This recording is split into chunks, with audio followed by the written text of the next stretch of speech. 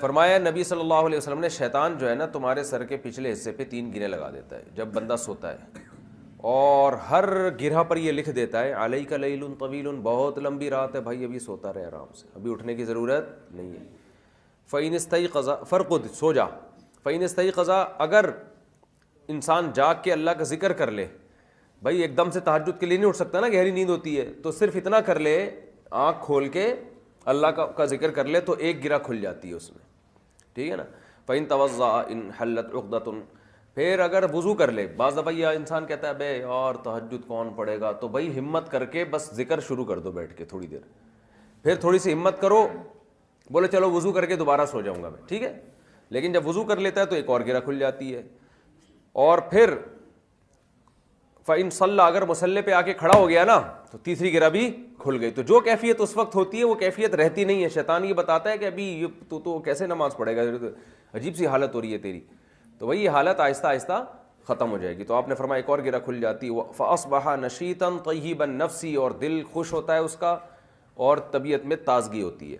وإلا أصبح خبیث النفس کسلان، ورنہ خبیث نفس کے ساتھ صبح کرے گا سستی ہوگی اس کی طبیعت، صبح جتنا آپ دیر سے اٹھیں گے نا تو اتنا طبیعت میں سستی ہوتی ہے، اس سے چستی نہیں ہوتی ہے، خوب سمجھ لو۔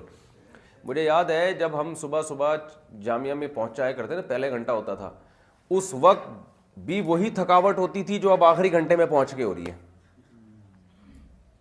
یہ صبح کا جو وقت ہے نا، فجر سے لے کے ظہر تک کا، یہ وقت آپ سوتے میں گزار دو تو بھی ظہر کے بعد وہی تھکاوٹ ہوگی جو جاگتے ہوئے میں گزارنے کے بعد ہوگی۔ نہیں آ رہی بات سمجھ؟ وہ رہتے ہیں، کیا بات کی ہے بھائی نے، کیا بات۔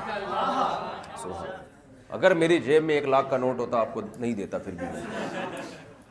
تو یہ حقیقت ہے، آپ صبح سے لے کے ظہر تک جتنا اپنے آپ کو تھکاؤ نا تو نہیں پتہ چلتا انسان کو، ظہر میں ویسے ہی تھکتا ہے انسان۔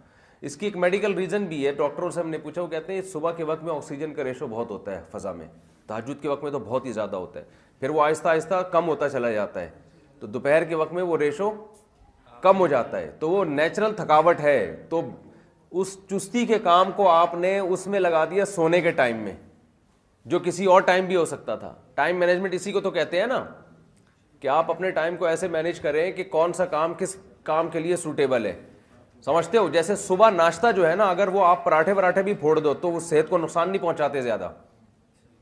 صبح کے ٹائم پہ میٹابولزم بہت تیز ہوتا ہے انسان کا، تو پراٹھے صبح کا ناشتہ تبھی تو تگڑا ہوتا ہے نا لوگوں کا۔